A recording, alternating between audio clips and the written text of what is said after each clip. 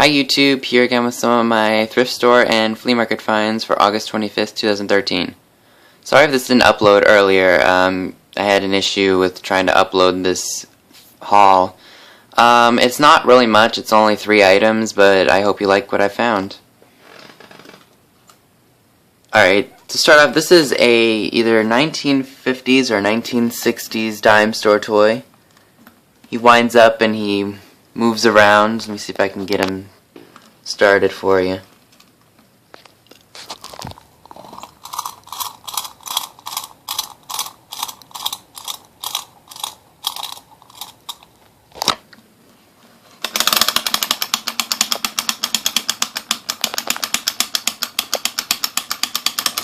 The only problem is he doesn't go as fast when he's on a surface, but when you pick him up he does this.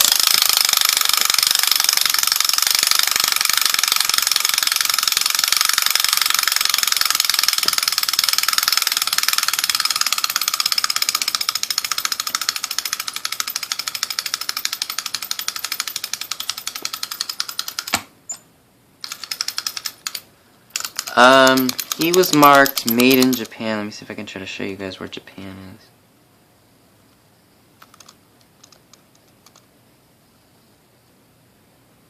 You can clearly see that. I'm sorry. This is Japan.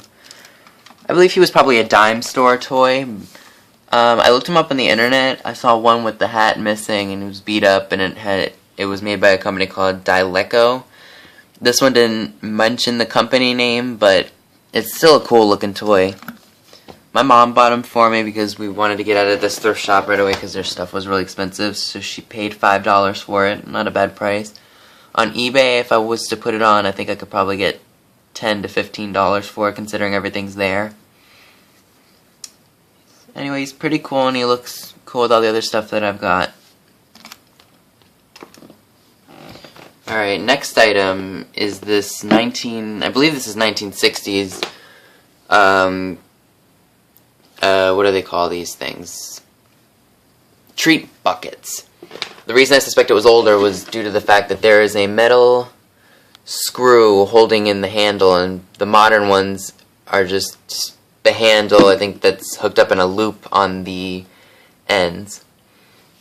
When I got this had a bunch of rigmarole in it, a bunch of aliens and Lisa Frank bookmarks and rubber bugs and a tape measure. I didn't want any, well, the aliens I kept because they were cool, but everything else I pretty much threw away because it was just not old or anything like that. For that whole bunch of rigmarole, I paid 50 cents for this, or for all of it, which was not a bad price. Another reason why I suspected this was older, minus the metal screws holding in the handle, was the back. The back says trick or treat, and it has a witch on her broom, and it's got 4 jack-o'-lanterns on there. It's a really cool piece, actually. And also, look at the price tag on here. It's not a barcode. It is a just yellow sticker that says $1.09. And the company, I believe it's A.J. Renz Corporation.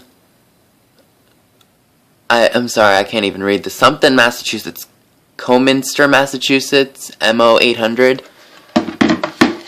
If you see stuff like that, I would highly recommend picking it up, especially because this is in fairly decent shape, no paint rubbing, but like other stuff like the noisemakers and stuff, these things are fairly common, but if you pick it up for a decent price like I did, you'll be fine. Alright, last item, and my favorite item that I found, is this. Sorry for the glare.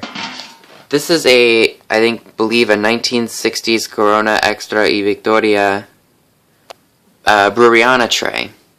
The reason I picked it up is just because the colors are very vibrant. The girl on here is very, very pretty. And it's one of those things that if I was old enough to drink, this would attract my attention. Especially back in the 60s when this was made.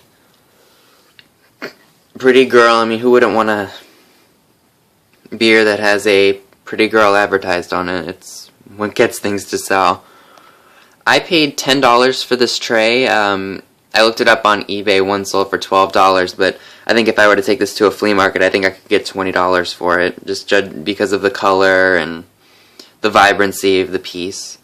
And it's in really decent shape. There's not many paint rubbings or scratches, and the photo of the girl is in really decent shape, as you probably can tell. The back is in pretty decent shape too. There's no paint rubbing, and it's bright, but there's scratches all over it, but that's just probably from being used and being displayed in many places, excuse me. Anyway, that was everything that I had picked up in the past week and a half or so. Thanks for watching.